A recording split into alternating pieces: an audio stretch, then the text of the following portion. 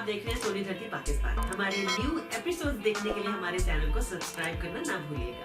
Keep watching Soni धरती पाकिस्तान।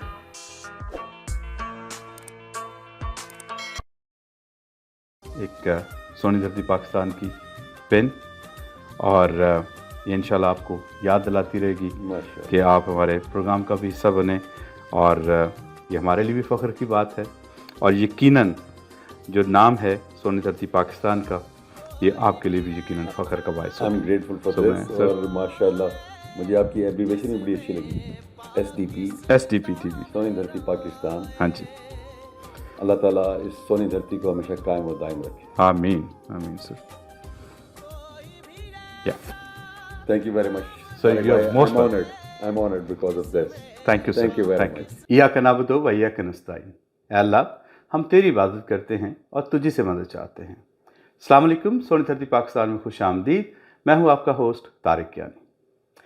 ख्वातीन हज़रात, दुनिया की तारीख़ में कभी ऐसा नहीं हुआ कि कोई फ़ौज अपने अगर उनको अवाम की तायद और हमायत हासिल नहीं है तो वो कभी जीत सकी हो।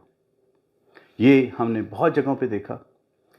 पाकिस्तान का बड़ा एक यूनिक हमारी सिचुएशन रही कि पाकिस्तान के अवाम अपने हमेशा से तारीख़ी तौर पे अपनी अफवाज के साथ मोहब्बत करते रहे, और उसका हमने असर देखा भी।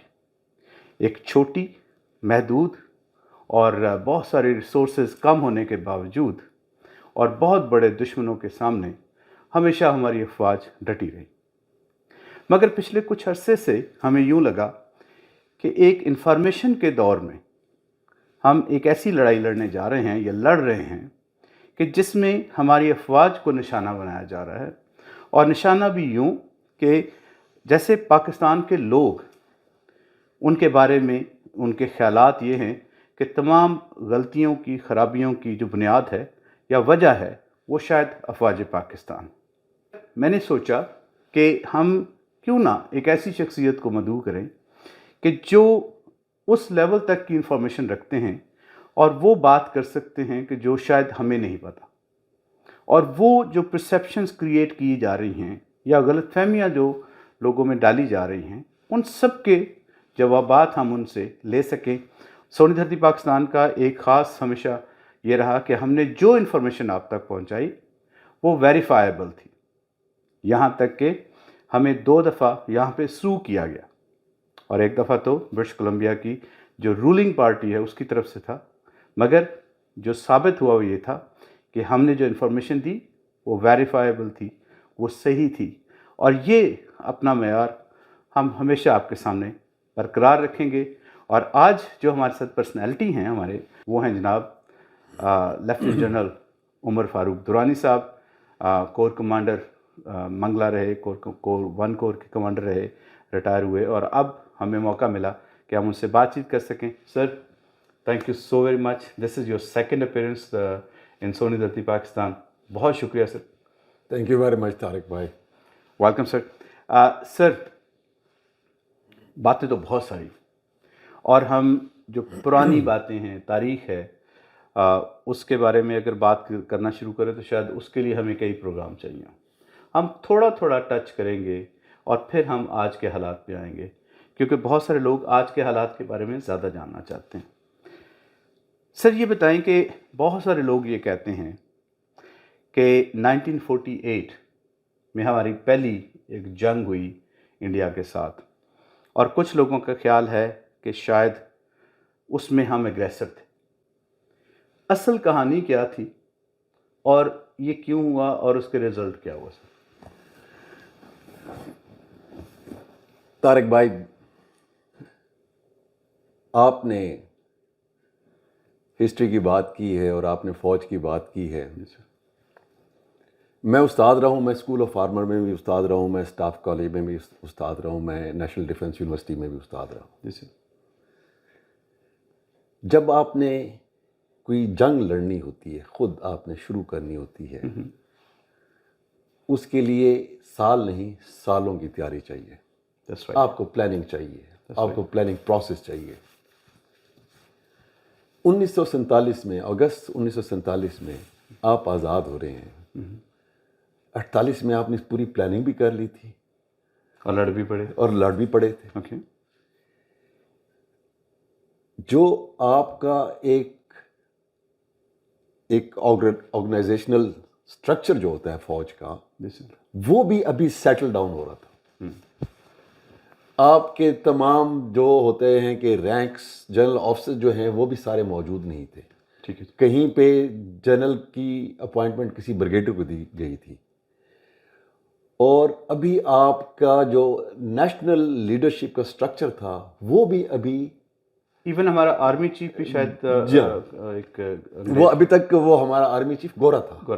جا تو اس پوائنٹ آف ویو سے جب ہم یہ بات کرتے ہیں تو پتہ نہیں کہاں سے ہم یہ چیزیں نکال کے لے آتے ہیں.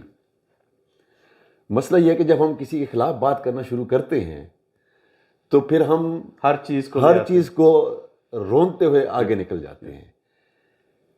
یہ جو کشمیر جو کہ ایک جب معاہدہ ہوا تھا, کشمیر میں تو ایک سینسس ہونا تھا. کریکٹ. جب وہاں پہ فوج ان کی چلی گئی اور جس نے نہیں جانا تھا, معاہدے کے مطابق نہیں جانا تھا, اور وہاں پہ فوج ان کی پہنچ گئی, تو وہاں پہ ہمارے والنٹیئرس تھے جنہوں نے جا کے کشمیر پہ, مطلب باقاعدہ فوج نہیں تھی, باقاعدہ فوج نہیں تھے, ہمارے کشمیری تھے, ہمارے فرنٹیئر سے لوگ آئے تھے, ہمارے والنٹیئرس تھے.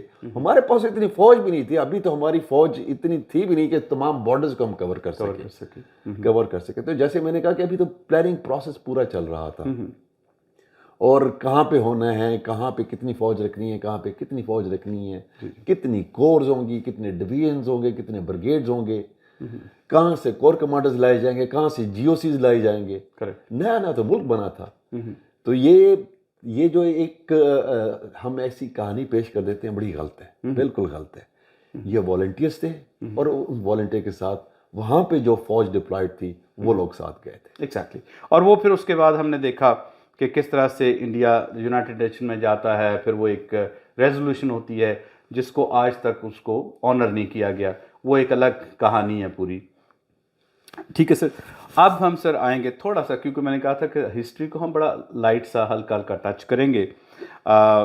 دوسری ہمارا جو میجر ایونٹ آتا ہے وہ 1965 کا ہے. 1965 میں ہمارے کچھ جو ایکس ایسے آفیسرز تھے جنہوں نے کتابیں لکھیں, اور کچھ ہمارے پولیٹیشنز ہیں جو اس طرف اشارہ کرتے رہے کہ شاید اس میں بھی ہم لوگ غلط تھے. What exactly happened in 1965? اور یہ جو جنگ کا آغاز ہے یہ کس طرح ہوا, اور اس کے بعد ہماری پاک آرمی نے اس کو کس طرح سے ریٹیلیٹ کیا, اور کیا اس کی آپ کس طرح سے دیکھتے ہیں, ہمارا اس میں رول کیا تھا اس کو شروع کرنے میں؟ طارق بھائی پھر وہی بات ہے, ہماری جو اسٹریٹجی ہے وہ ڈیفینسو ان نیچر ہے. ٹھیک ہے. offensive is not our strategy. اور ہم نے اپنے وطن کو ہم نے اپنی جان سے اپنی جان قربان کر کے ڈیفینڈ کرنا ہے. That was the purpose. اور یہ ہماری اسٹریٹجی اس ٹائم بن چکی تھی. ٹھیک ہے سر. جیسے میں نے آپ کو کہا کہ سال نہیں سالوں لگتے ہیں ایک جنگ کی تیاری کرنے میں اور پلاننگ کرنے میں. پورے ہائپوتھیسز ہوتے ہیں, اس کے مطابق آپ اپنے ریسورسز لاتے ہیں, آپ اپنا ریئیکشن آپ پلان کرتے ہیں. پھر آپ کہتے ہیں کہ اگر اس نے ادھر سے حملہ کیا تو میں نے کیا کرنا ہے, ادھر سے حملہ کیا تو پھر میں نے کیا کرنا ہے, ادھر سے حملہ کیا تو پھر میں نے کیا کرنا ہے, مجھے کیا ریسورسز چاہیے. یہ جو سوچ تھی انڈیا کی جو ہی پاکستان بنا تھا, ان کی سوچ یہی تھی کہ اس کو ہم نے قبول نہیں کرنا اور اس کو ہم نے نیست و نابود کرنا ہے. یعنی پاکستان کو دل سے کبھی ایکسیپٹ نہیں کیا. ٹھیک ہے. ان کو اتنا ٹائم لگا یہ پلان کرنے میں کہ ہم نے ایونچولی حملہ کرنا ہے اور اس کو دوبارہ اپنے قبضے میں لینا ہے. جو پاکستان کی جیو اسٹریٹجک لوکیشن تھی, اور جب آزاد ہونے کے بعد ایک علیحدہ ملک جو بیچ میں آ گیا, اس طرف اس ٹائم کا سوویت یونین تھا, اور ادھر افغانستان تھا, ادھر ایران تھا, نیچے پرشین گلف تھی.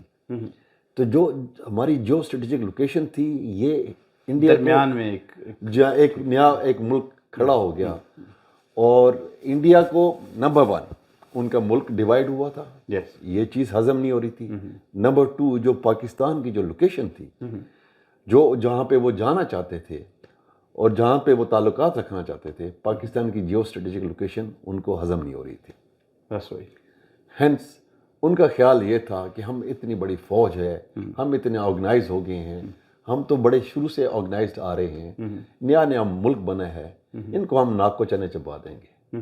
2 دنوں کی بات ہے، جم خانہ میں بیٹھ کے ہم پارٹی کر رہے ہوں گے۔ یہ بڑا مشہور ان کا وہ، جی ہاں بالکل۔ تو اگر ہم اگریسر ہوتے تو انہوں نے یہ اسٹیٹمنٹ دینی تھی کہ پھر ہم نے کہنا تھا کہ ہم نے وہاں ہم نے لال قلعے پہ جا کے لال قلعے میں جھنڈا، ان کا خیال تھا کہ ہم جم خانہ میں 7 دنوں میں ودن 7 days ان کا خیال تھا ہم جم خانہ میں ہم پارٹی کر رہے ہوں گے۔ خدا کا فضل ہے، پاک فوج لڑی، اور پاک فوج اکیلی نہیں لڑی، اس کے پیچھے پوری قوم کھڑی تھی، یس، اور پوری قوم کا پیار کھڑا تھا، پوری قوم کی دعائیں کھڑی تھیں، یس، اور اس پیار اور ان دعاؤں کی وجہ سے پاک فوج نے ان کے عزائم کو جو ہے کامیاب نہیں ہونے دیا ہے۔ آپ سے اتنا بڑا ملک، اور آپ دیکھیں جب آپ ایک کوئی اینٹی جب علیحدہ ہوتی ہے، ان کے پاس تو شروع سے Delhi was the headquarter, exactly, Delhi was the capital, infrastructure بھی وہاں پہ موجود تھا، آرمی ہیڈ کوارٹرز کا انفراسٹرکچر موجود تھا، منی بھی، ایوری تھنگ، اس کے علاوہ حکومت کا انفراسٹرکچر بھی وہاں پہ موجود تھا، ریسورسز بھی تھے، ہر لحاظ سے ایک اسٹیبلش کنٹری تھا، اس سے ایک علیحدہ ہوا تھا جو ابھی اسٹیبلش ہو رہا تھا، نہ ریسورسز تھے ان کے پاس، جیسے 18 سال پرانا، جی ٹوٹل 18 سال پرانا اسٹیبلش ہو رہا تھا، 18 سال کا بچہ تھا، یس، اور وہ صدیوں پرانا ایک ملک تھا، یس، اور اتنا بڑا آپ سے تھا۔ مگر سر جو یہ پھر اب ہمارے میں جنرل درانی صاحب کی وہ کتاب کا حوالہ دوں گا، یا اور لوگوں نے جس طرح اس کو پھر یہ ان لوگوں نے کیوں اس کو اس طرح سے پیش کرنے کی کوشش کی کہ جیسے ہم شاید اگریسر تھے، یا ہم نے شاید اس کو سٹارٹ کرنے میں کوشش کی تھی؟ دیکھیں جنرل درانی جو ہیں میرے سے سینئر ہیں، اور یہ ان کا ایک پوائنٹ آف ویو ہے، ٹھیک ہے، اچھا، یہ ان کا اپنا ایک پوائنٹ آف ویو ہے، اور میں اس ڈبیٹ میں نہیں جاؤں گا، ٹھیک ہے، میرا یہ پوائنٹ آف ویو ہے، اور یہ جو پوائنٹ آف ویو ہے یہ ایک ریالٹی ہے۔ کریکٹ، میں جن جگہوں پہ رہا ہوں، جن اپوائنٹمنٹ پہ رہا ہوں، مجھے ویزیبلٹی ہے، جو کچھ میں نے دیکھا ہے، دیٹس اے فیکٹ کہ وی ور دی ڈیفینڈرز اینڈ دے ور دی اگریسرز۔ خواتین و حضرات، پاکستان کی اگر بات کریں اور افواج کی، اور خاص طور پہ 1965 کی بات اگر ہو رہی ہو، تو ان شہداء کا ذکر نہ کیا جائے کہ جنہوں نے، جیسے میجر عزیز بھٹی صاحب تھے، کہ جو ایک کمپنی تھی چھوٹی سی، کہ جس کو لے کے 5 دن تک انہوں نے دشمن کی فوج کو BRB کراس نہیں کرنے دی۔ اس طرح کے بے شمار ہمارے پاس ہیروز تھے کہ جن کے نام لے کے آج بھی ہمارے وہ رونگٹے کھڑے ہو جاتے ہیں کہ یہ کیسے کر سکے تھے۔ ان کی یہ ایسے نہیں لگتا کہ کوئی ایک انسان اتنا بہادر یا اتنا سب کچھ ہو جائے۔ تو ان کے جذبات کیا تھے سر؟ تو آپ نے بڑا اچھے طریقے سے اس کو ٹچ کیا کہ اس میں چونکہ عوام پاکستان سے محبت کرتی ہے اور فوج سے بڑا پیار ہے، بلکہ میں ایک انٹرویو کر رہا تھا تو اس میں ہمیں ایک بزرگ تھے، انہوں نے بتایا کہ ہم نے وہ مناظر دیکھے ہیں کہ جہاں پہ لوگ بارڈر پہ جانا چاہتے تھے، اور جب ٹینک پاس سے گزرتے تھے ان کو کوئی چیز چاہیے ہوتی تھی تو ایسے نہیں ہوتا تھا کہ وہ ایک اگر سگریٹ کی ڈبی انہوں نے مانگی ہے تو وہ ایک دیں، وہ لے کے وہ جو چھابڑی والا ہے تو وہ پورا اٹھا کے پھینک دیتا تھا کہ یہ سارا۔ تو یہ ایک محبت، ایک پیار جو ہے، یہ رشتہ ہمیشہ ہمارا آرمی کے ساتھ برقرار رہا۔ اور پھر اس چیز کو دیکھتے ہوئے خواتین و حضرات، میں جو یہ بات کر رہا ہوں اس لیے نہیں کر رہا ہوں کہ ہمیں یہ کہنا ہے، بلکہ حقائق یہ ہیں کہ 1965 میں بھی ہمارا جو ریشو تھا، پاور ریشو، وہ 1 اور 6 کا تھا، اور ایئر فورس میں 1 اور 7 کا تھا، اور ریسورسز نیوی میں 1 اور 10 کا تھا، 1 اور 10 کا تھا، اور ریسورسز میں تو شاید ہم 1 اور 100 کے برابر بھی نہیں تھے۔ مگر اس کے باوجود اگر پاکستان کے لوگوں نے، پاکستان کی قوم نے اپنے ملک کا دفاعی صرف کر لیا تو میں سمجھتا ہوں کہ یہ بھی ان کی ایک بہت بڑی جیت کہلائے گی۔ جن صاحب آگے آتے ہیں 1971۔ 1971 ہمارے لیے ایک بڑا ایسا مومنٹ ہے کہ جس کو آج تک ہم یاد کرتے ہیں. تو ہم تو وہ نسل ہیں کہ جو اس کے بعد کی جوان ہوئی اور انہوں نے وہ چیز اس طرح سے نہیں دیکھی. What went wrong? لوگ کہتے ہیں کہ سب سے زیادہ کیونکہ ہمیں ہر چیز کے پیچھے یہی نظر آتا ہے کہ شاید ہماری آج کے دور میں بات کر رہا ہوں, اس وقت شاید یہ نہیں تھا, تو اس میں ملٹری کا رول کیا تھا اور اس میں کیا ہوا اور اس میں انڈیا کی جو انوالومنٹ تھی وہ کتنی بڑی تھی؟ یہ جو 71 ہے, میں آپ کے اس سوال کو ایک ڈفرینٹ اینگل سے میں ٹیکل کروں گا. جیسے جب آپ کی قوم آپ کے خلاف ہو جائے, جب آپ کی بیک بھی محفوظ نہ ہو اور آپ کا فرنٹ بھی محفوظ نہ ہو, تو پھر ہوتا یہی ہے. یہ ایک پولیٹیکل مس ہیپننگ تھی, پولیٹیکل مس مینجمنٹ تھی, اور اس پولیٹیکل مس مینجمنٹ کا وکٹم جو ہے وہ فوج بن گئی. جب ویسٹ میں بیٹھا ہوا لیڈر ایسٹ کے لیڈر کو کہے کہ مجھے آپ کی فتح منظور نہیں ہے, اور جب ایسٹ کا وہ لیڈر اپنی عوام کو کہے کہ ویسٹ آپ کا دشمن ہے اور ویسٹ کے جتنے لوگ یہاں پہ موجود ہیں چاہے وہ فوج ہے وہ آپ کے دشمن ہے, تو پھر آپ سوچیں کہ کیا ہوگا. اور جیسے میں نے کہا کہ جب تک قوم کی دعائیں, قوم کی سپورٹ اور قوم کی لو آپ کے پیچھے نہ ہو, تو پھر لڑنے کا اور مرنے کا مزہ نہیں آتا. جب ہم لڑنے کے لیے جب ہم لڑنے کے لیے جاتے ہیں تو شہادت ہمارا ایم ہوتا ہے, وہ مشن ہوتا ہے, وہ ہمارا مشن ہوتا ہے.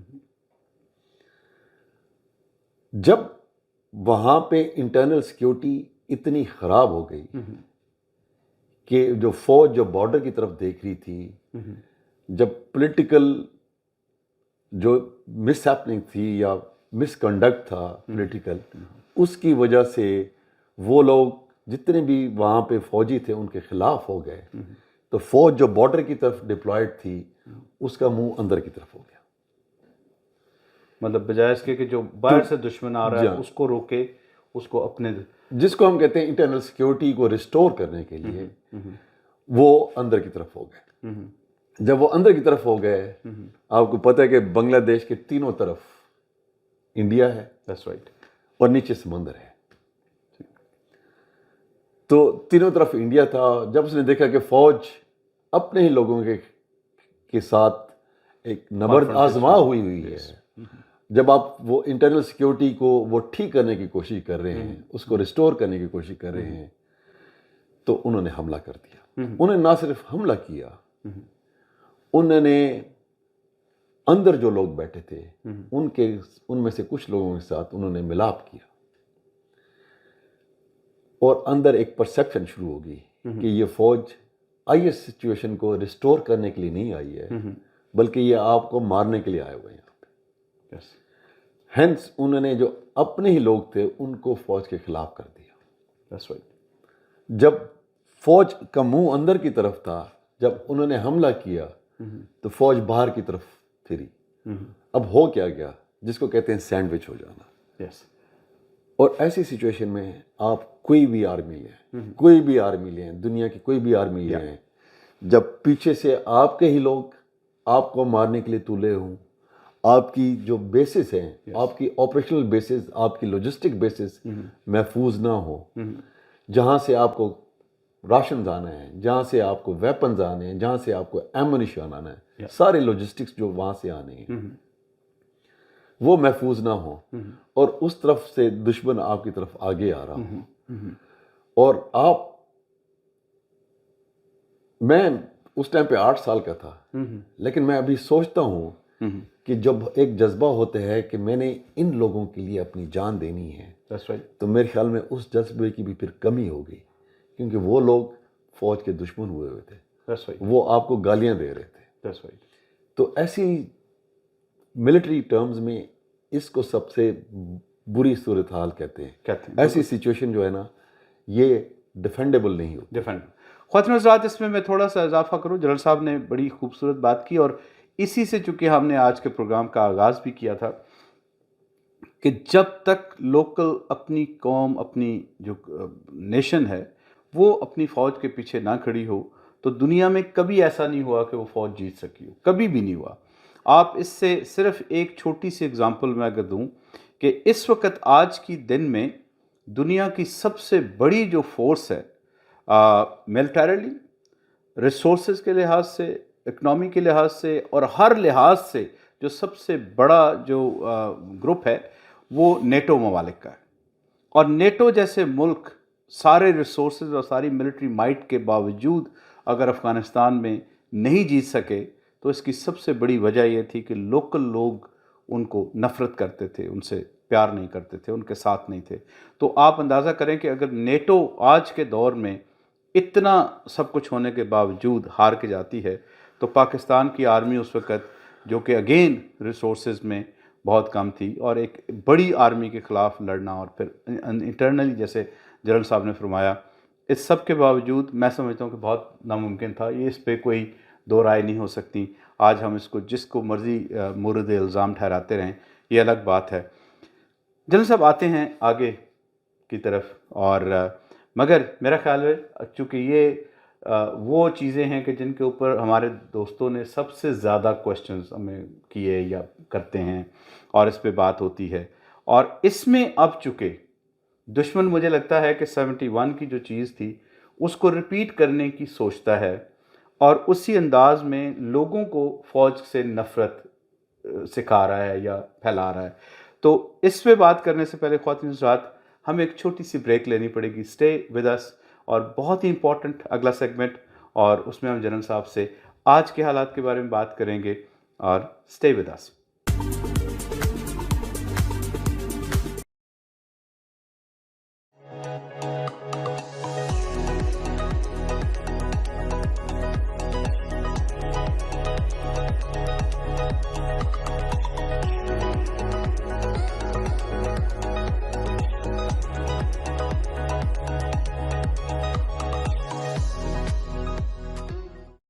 एंड ग्रोसरी स्टोर इनसाइड, जहाँ से आप हर तरह का पाकिस्तानी और इंडियन ग्रोसरी ले सकते हैं। इसके अलावा आप यहाँ से मनी ट्रांसफ़र भी कर सकते हैं। Unit 111 13049 76 Avenue, Surrey.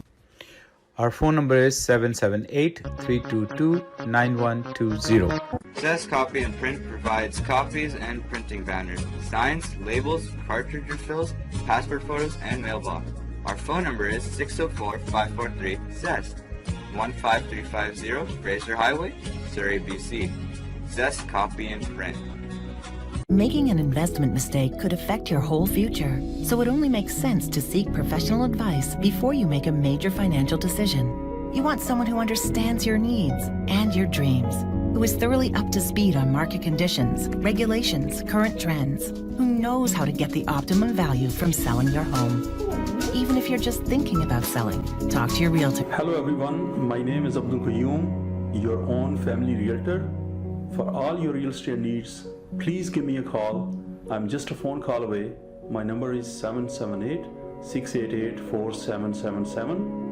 Thank you. Canada में लाहौर? जी हाँ, test of Lahore, 9526 120th street, sorry. अगर आपने पाकिस्तानी खाने खाने हैं तो एक ही नाम, test of Lahore. Saturday Sunday नाश्ता, निहारी पाए और हलवा पूरी। यहाँ पे 200 लोगों की पार्टी भी कर सकते हैं और प्राइवेट मीटिंग के लिए कॉन्फ्रेंस हॉल भी अवेलेबल है। बुकिंग के लिए हमारा नंबर है 604-498-6555। Test of Lahore. मैं हूं सलमा शाह और आप देख रहे हैं सोनी धरती पाकिस्तान। हमारे न्यू एपिसोड देखने के लिए हमारे चैनल को सब्सक्राइब करना ना भूलिएगा। कीप वाचिंग सोनी धरती पाकिस्तान। Welcome back. जी सर, अब आते हैं आज की सूरत हाल के हवाले से। ख़वातीन हज़रात, आज की सूरत हाल जो है वो हम उस दौर में शामिल हो गए हैं कि जिसमें 1971 का जब हमने ज़िक्र किया था, तो एक चीज़ मैं जनरल साहब बल्कि आपके साथ शेयर भी कर दूं। मैंने एक इंटरव्यू किया था, एक कर्नल दर्शन सिंह हैं, अभी ज़िंदा हैं, مگر بعد میں انہوں نے فون کر کے مجھے ریکویسٹ کی کہ اس انٹرویو کو نہ چلایا جائے. انہوں نے مجھے خود یہ بتایا کہ 1971 میں وہ کیپٹن تھے اور وہ سردار ہیں اور وہ کیسا داری سردار تھے. تو انہوں نے خود مجھے بتایا کہ وہ بنیان اور دھوتی پہن کے اور داڑھی منڈوا کے چھوٹی کر کے تو وہ بنگالی بن کے اندر پہلے سے لڑ رہے تھے. یعنی جب ان کی آرمی آئی اس سے پہلے سے وہ وہاں موجود تھے اور ان کی جو بٹالین تھی اور لوگ تھے وہ آلریڈی مکتی بانی کی شکل میں وہاں پہ موجود تھے. تو میری چونکہ ایک حیثیت ایسی ہے میڈیا کی کہ ایک ایتھکس ہوتے ہیں کہ جب ایک بندے نے کہہ دیا کہ ہو سکتا ہے ان کی جان کو یا کسی چیز کو خطرہ ہو تو اس کو پھر ہم نہیں کرتے. ٹھیک ہے. تو مگر یہ میرے پاس چونکہ ریکارڈڈ چیز ہے اور اس بات کا ثبوت موجود ہے کہ وہ اس میں شامل تھے. ان کا اعتراف ہے یہ. اب سر یہ جو دور ہے جب 2019 میں اٹیک ہوتا ہے پاکستان پہ فروری 29 میں 2019 میں عمران خان صاحب ہمارے پرائم منسٹر تھے.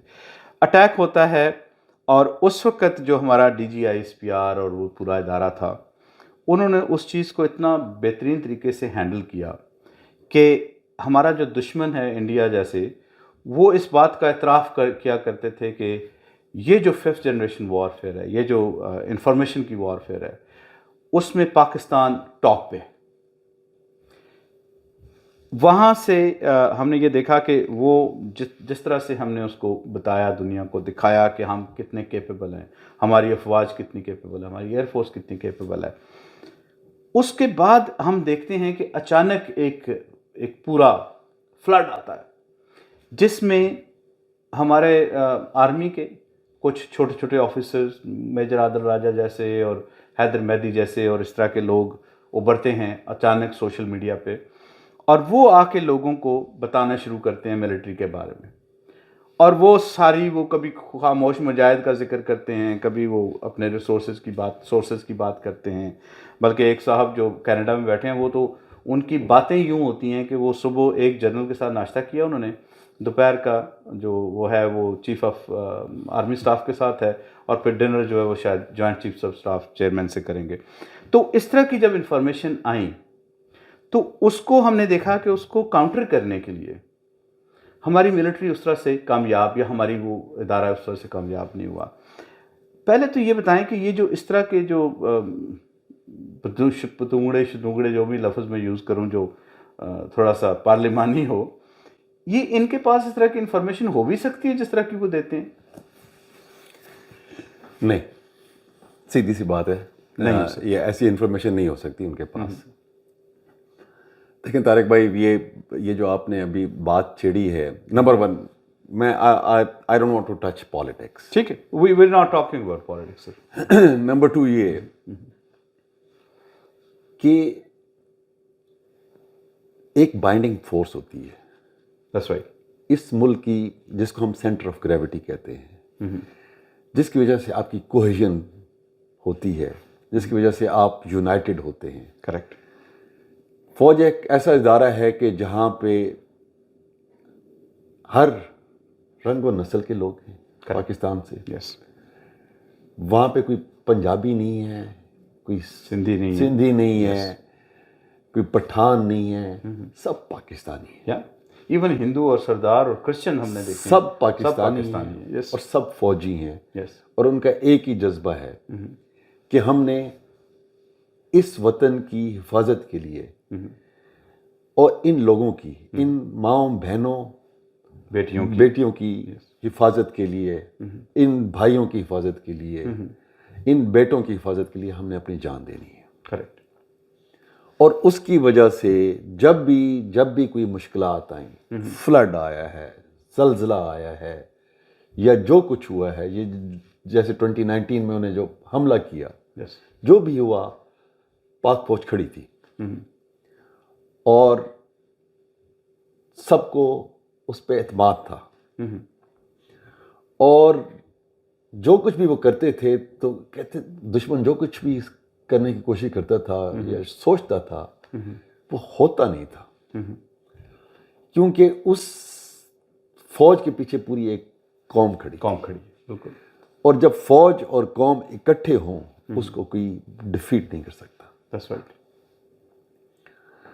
تو دشمن جسے کہتے ہیں نا کہ جیل ٹوگیدر ہوئے تھے ہم, ٹھیک ہے نا, ایک رسی میں اللہ تعالیٰ نے کتاب میں کہا ہے اس اللہ کی رسی کو مضبوطی سے تھام رکھو.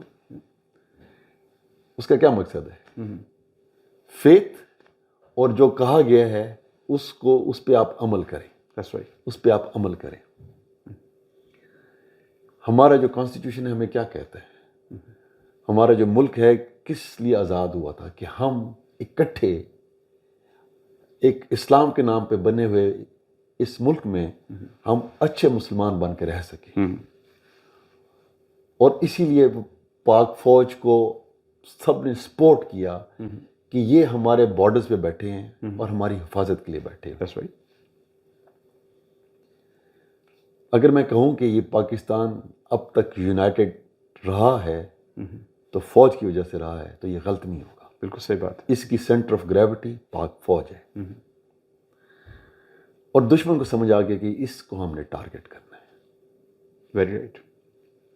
اور مجھے سمجھ نہیں آتی کہ یہ ان کو اتنا ٹائم کیوں لگا. 71 میں بھی تو انہوں نے انہی لوگوں کو خلاف کیا تھا.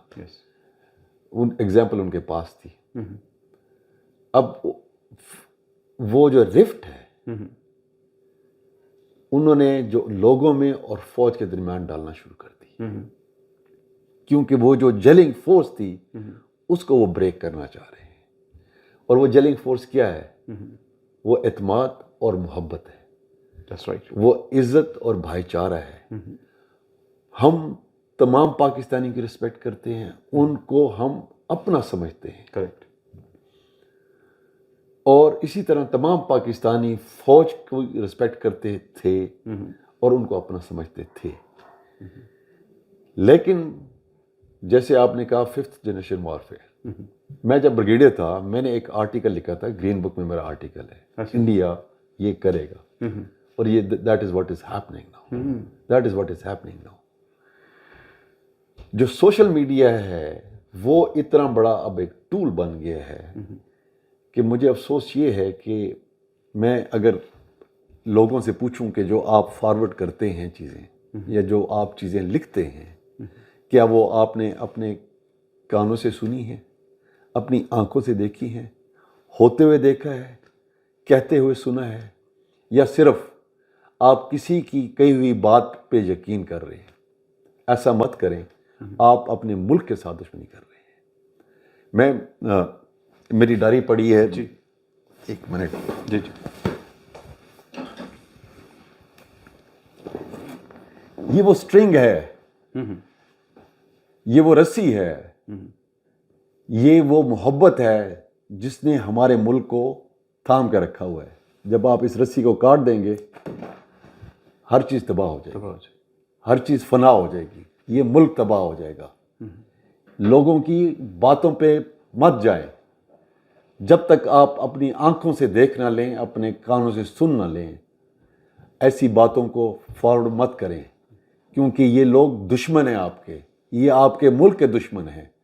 آپ کی نفرت جو ہے آپ کی فوج کو ویک کر دے گی, اور جب فوج ویک ہوگی تو یہ ملک تباہ ہو جائے گا. Very right.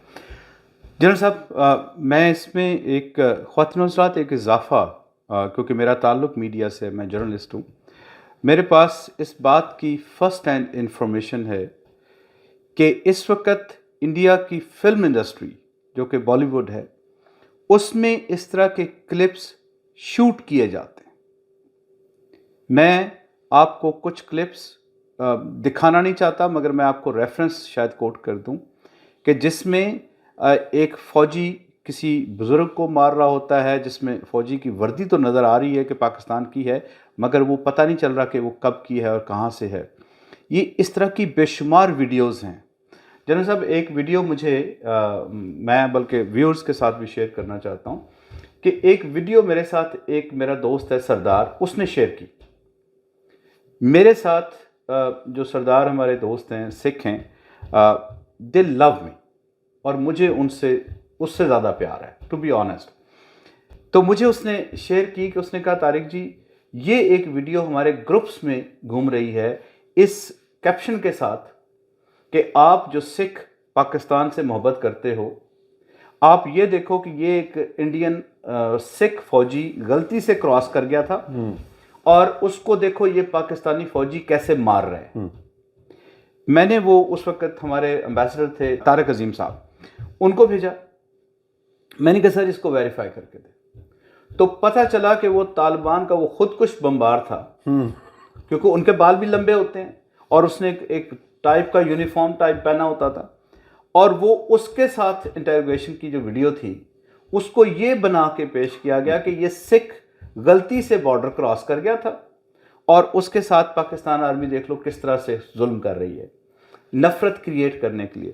خواتین و حضرات، 5th جنریشن وارفیئر کے حوالے سے جو ایک EU لیب، جو ڈس انفو لیب کا جو انرتھ ہوئی تھی، وہ ایک حقیقت تھی جس میں 500 سے زیادہ چینلز ایسے تھے دنیا میں سر ابھی بھی جو کام کر رہے ہیں کہ جن کو انڈیا فنڈنگ کرتا ہے اس بات کے لیے کہ پاکستان کے خلاف نفرت انگیز اور ان کے جو ملٹری اور خاص طور پہ لوگوں کا پیار ہے اس کو کسی طریقے سے آپ توڑیں، کہ جب یہ ٹوٹے گا تو پھر اس ملک کو ختم کرنے میں ہی، اور خدا نہ خواستہ، اور جو کہ کبھی نہیں ہوگا، وہ یہ جیل کبھی نہیں ٹوٹ سکے گی. میرا خیال ہے جن صاحب وہ 71 کا دور گیا. آج ہمارے بچے، ہماری قوم ویل انفارمڈ ہے، ان کو پتہ ہے، وہ یہ جانتے ہیں کہ دشمن یہ کیا کر رہا ہے. ضرورت صرف اس بات کی ہے کہ جو ہمارے اندر کے دشمن ہیں، ہمیں میجر گورو آریہ جیسے لوگوں کو شاید اتنی تکلیف نہیں ہے، ان کا تو پتہ ہے کہ وہ دشمن ہے، کلیئر کٹ نظر آتا ہے. مگر یہ جو اندر کے دشمن ہیں، جو اپنے تھم نیل پہ فوجی وردی پہنی ہوئی اپنی فوٹو لگاتے ہیں، کیا ہماری آرمی ان کے خلاف جب وہ سروس چھوڑ بھی دیتے ہیں اور اس طرح کی حرکتوں میں ہوتے ہیں تو کیا ان کے خلاف کوئی قانونی کارروائی یا ان کو کورٹ مارشل ہی کرتے؟ بے شک وہ وہاں پہ نہ ہوں، کم از کم اس طرح کا تو ہونا چاہیے کہ نہیں؟ دیکھیں، بعض لوگوں کے جب آپ اتھا کی گہرائیوں تک گر جاتے ہیں جیسے تو اس لیول تک جانا جو ہے نا ہر ایک کو زیب بھی نہیں دیتا.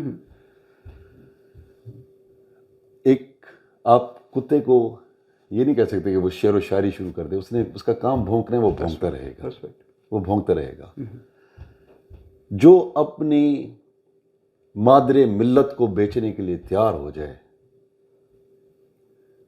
اور وہ بھی بہت تھوڑی قیمت پہ، ایسے آدمی کے لیول پہ جانا میرے خیال میں اچھا کیا کہ پاک فوج نے ایکشن نہیں لیا. اس کو اتنی اہمیت دینے کی ضرورت نہیں ہے. وہ جس طرح گھٹیا حرکتیں کر رہا ہے لوگوں کو خود سمجھ آ جائے گی، لوگوں کو خود سمجھ آ جائے گی. نہیں، اب تو خیر سمجھ آ گئی سر. میں چونکہ ان چیزوں کو بہت فالو کرتا ہوں، تو اب لوگ اس کو جاننے لگے ہیں کہ جس طرح کا ٹرمال، جس طرح کی چیز وہ کرنا چاہ رہا تھا، اب لوگ کھل گئے، لوگ آنکھیں کھل گئی ان کی.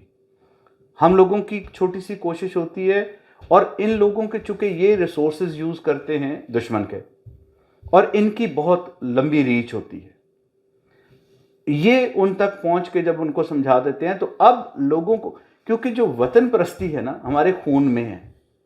میرا خیال ہے کہ وطن دشمنی جگانا بہت مشکل کام ہے. وطن پرستی تو ہمارے اندر آلریڈی ہے، صرف یہ بتانا ہی کافی ہے، یہ سمجھانا ہی کافی ہے کہ یہ دشمن ہے اور یہ دشمن کا کام کر رہے ہیں. اور مجھے یقین ہے اس بات کا کہ یہ کبھی بھی اس مکروہ اپنے جو ان کے ڈیزائن ہے اس میں کبھی کامیاب نہیں ہو سکیں گے.